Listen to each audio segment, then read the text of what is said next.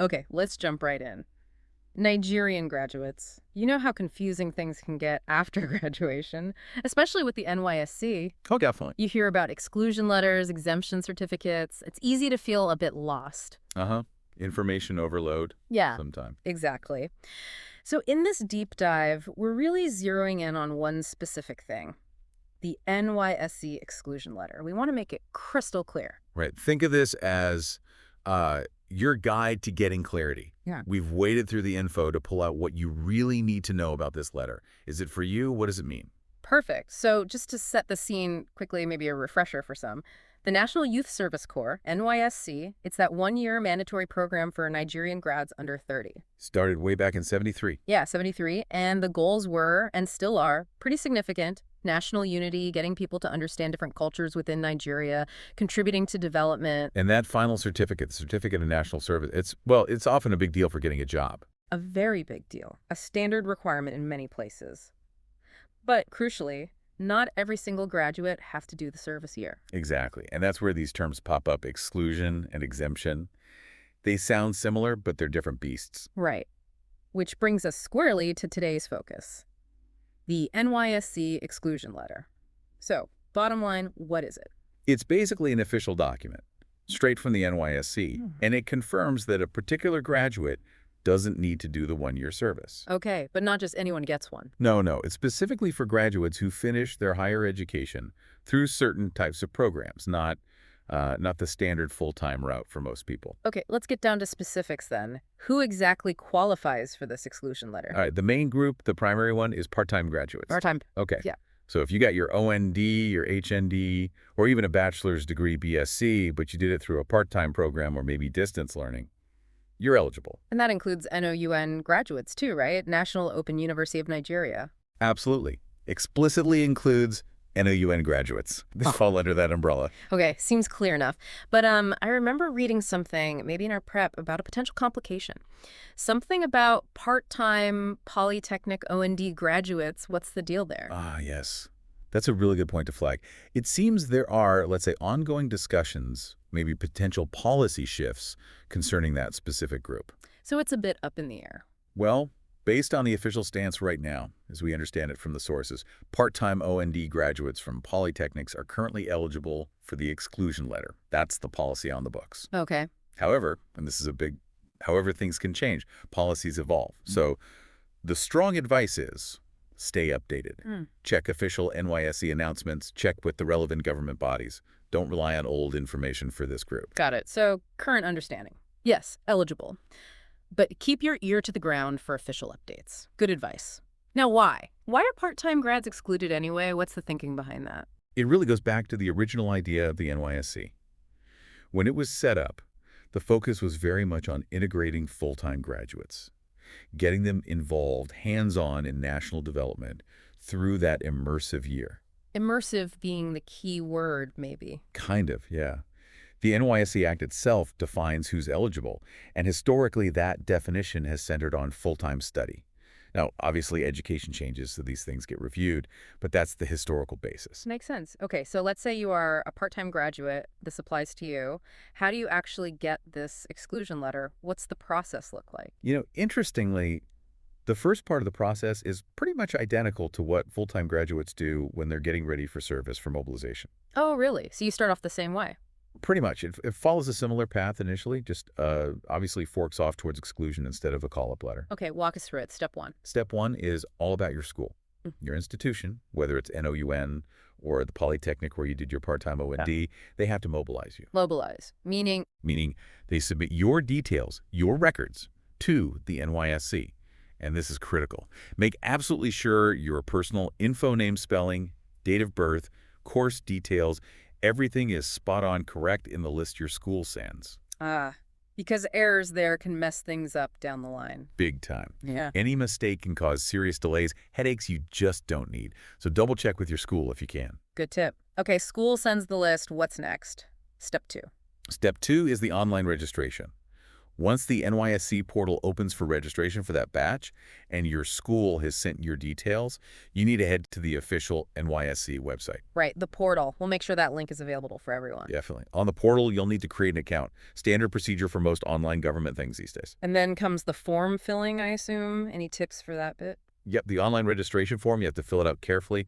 All your personal details, academic background, contact info. Accuracy is just paramount here. Treat it like a job application, maybe. It's exactly like that. Proof for everything. You'll also need to upload documents. Oh, okay. What kind of documents typically? Usually, scanned copies of your academic certificates, so your OND, HND, or BSc certificate. Your birth certificate is usually required too, and some form of ID. Have those scanned and ready beforehand. Good prep advice. Right. And how does the system know you're going for exclusion, not service? During that online registration, there'll almost certainly be a point, maybe a checkbox or a drop-down menu, where you indicate your status. You'll specify that you're a part-time graduate. Ah, okay. So you flag yourself. Exactly. That selection is what directs your application down the exclusion path rather than the mobilization for service path. Makes sense. Okay. Form filled, documents uploaded. What's step 3? Step 3 is just review. Before you hit that final submit button, please review everything one last time. Name, correct. Date of birth, correct. Course, correct. Even tiny typos can cause hiccups. Right. Measure twice, cut once, or in this case, check twice, click once. Precisely. Once you're absolutely sure it's all accurate, then you submit. Okay. Submitted. Then what? Do they mail the letter? How do you get it? No mail, usually. Step 4 is printing it yourself. After you submit, the NYSC does its verification behind the scenes. Once that's done, and usually around the time the main call-up letters are released for the Service Corps members. Ah, around the same time frame. Yeah.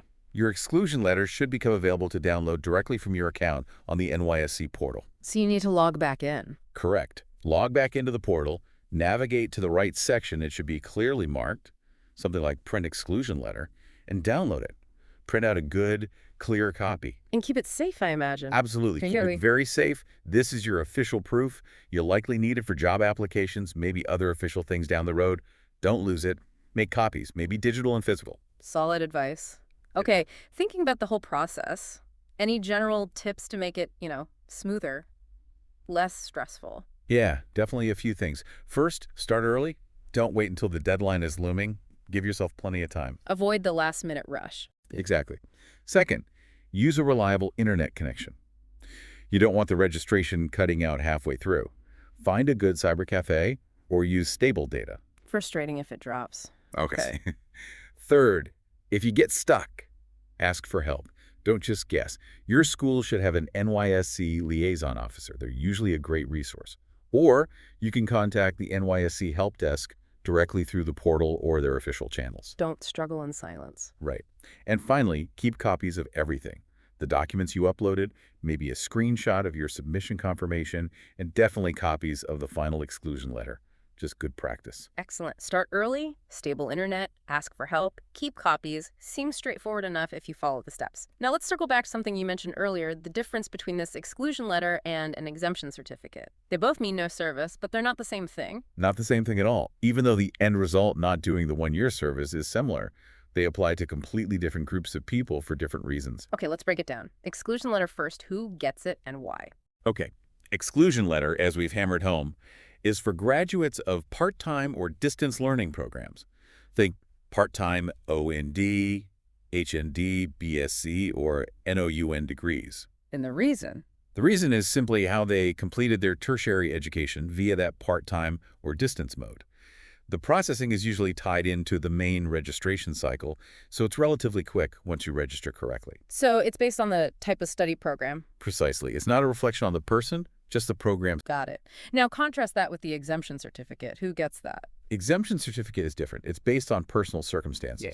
The main categories are graduates who are over 30 years old when they graduate. Okay, the age limit. Right. Or individuals who have already served in the Nigerian Armed Forces or the Nigeria Police Force for a specified period, usually over 9 months. Prior service counts. Correct. And also individuals who have been awarded certain national honors. Okay, so age, military police service, or a national honor. Those are the main criteria. So the reason for issuance is meeting one of those specific personal criteria. And because NYSC needs to verify these things, age, service records, The honor of the processing for an exemption certificate can sometimes take a bit longer than for an exclusion letter. More checks involved. Right, makes sense. More verification needed. So if we boil it down to the absolute core difference. Core difference. Exclusion is about your program type, part-time distance. Exemption is about your personal circumstances, age, service, honor. Program versus person. That's a clear way to put it. Okay, this is probably the biggest question for many people with an exclusion letter. Will it hurt my job chances? Is it seen as, I don't know, less than a discharge certificate? That's a super common worry, totally understandable. But the straightforward answer is no, it shouldn't. Really? That's reassuring. Yeah. Legally, the NYSC Exclusion Letter is recognized as a valid substitute for the NYSC Discharge Certificate for employment purposes in Nigeria, both public sector, private sector. Okay, but why? Why does it hold that same weight? Well, first, it's literally written into the law. The NYSC Act acknowledges it as the official document for those not required to serve due to their mode of study. It's not some informal note. It's official. Okay, legal backing. What else? Second, equal opportunity. Employers are legally required to treat someone with an exclusion letter the same as someone with a discharge certificate. They can't discriminate based on you having the exclusion letter. That would be unlawful. So technically, they can't prefer someone just because they have the discharge cert? Technically, no. And practically, think about it. What do most employers really care about? Skills, experience, can you do the job? Exactly. They care about your qualifications, what you can bring to the table. The NYSC certificate, whether discharge or exclusion, is often just a checkbox item to confirm you've met the legal requirement regarding NYSC. The exclusion letter does that perfectly. Okay, that makes a lot of sense. But what if, say, in an interview, an employer seems a bit unsure about the exclusion letter? How should you handle that? Good question. Be prepared, be confident. Have a simple, brief explanation ready. Like what? Something like, yes, I have an exclusion letter because I completed my degree through a part-time program, as per NYSC regulations. It's the officially recognized document for graduates like me. Keep it factual, concise. And then quickly pivot back. Absolutely. Immediately pivot back to your strengths. What's most relevant for this role are my skills in XYZ and my experience doing ABC. Focus the conversation on your value. Your confidence and clarity will usually address any hesitation they might have had. Right. Don't let it become a major discussion point. Address it, move on, show it's not an issue for you. Precisely. Your attitude matters. Okay. And practically speaking, on your CV or resume, how do you list it? Keep it simple and clear. In the section for personal details or maybe another information section, just put NYSC status, exclusion letter available. Just like that? Yep. Clean, direct. It tells them you have the valid documentation without needing a long explanation right there. They know what it means. Great. That's super practical. Okay, one last area to cover. Policies change, things evolve. You mentioned that earlier regarding the OND Polytechnic grads. How can people make sure they have the latest, most accurate info on NYSC rules, including exclusion? Oh, staying updated is key. Things definitely can shift. The #1 most reliable source is always the official NYSC website. Bookmark it. Check it regularly. Yes. Check their news, announcements, FAQ sections. That's the primary source. You can also reach out to the NYSC State Secretariat in your state if you have specific questions. They can provide current information. Okay, official website, state secretariat, any other reliable sources? Your school's NYSC liaison officer should also be up to date on current policies, so they're a good point of contact. Right, the person at the school level. Exactly. Now, you'll find lots of discussion online forums, blogs, social media. Some of it might be helpful, but always treat unofficial sources with caution. Why's that? Because information can be outdated, misunderstood, or just plain wrong. Yeah. Always try to verify anything you hear on the grapevine with one of the official channels, the website, the secretariat, or your liaison officer before acting on it. Sound advice. Stick to the official sources for the definitive word. Couldn't agree more. Better safe than sorry when dealing with official processes. Okay, this has been really illuminating. So, wrapping things up, it seems pretty clear. The NYSC Exclusion Letter isn't some lesser document. It's the proper official proof for graduates from part-time or distance learning programs. Absolutely. Getting a handle on the process, the application, knowing why you get it, is just key for a smoother start to your career. And crucially, as you said, it shouldn't be a barrier to employment. It's legally recognized. Definitely not. Focus on your skills, your experience. Be ready to explain it simply if needed, and you'll be fine. The letter fulfills the requirement. Right. So here's something to maybe leave our listeners thinking about. We've talked about exclusion based on part-time study, exemption based on age or service, Mhm. but education is changing, right? More online learning, different kinds of programs, the nature of work itself is evolving. How might these NYSC criteria for both participation and exclusion or exemption need to adapt in the future? That's a big question. It makes you wonder about the whole concept of mandatory national service, doesn't it? How does it fit, or how should it fit, into Nigeria's future with all these changes happening? Something to ponder. Indeed. A very relevant question for policymakers and society to consider as things continue to shift. How does a program designed in the 70s stay relevant and fair in the 2020s and beyond? It's a complex issue.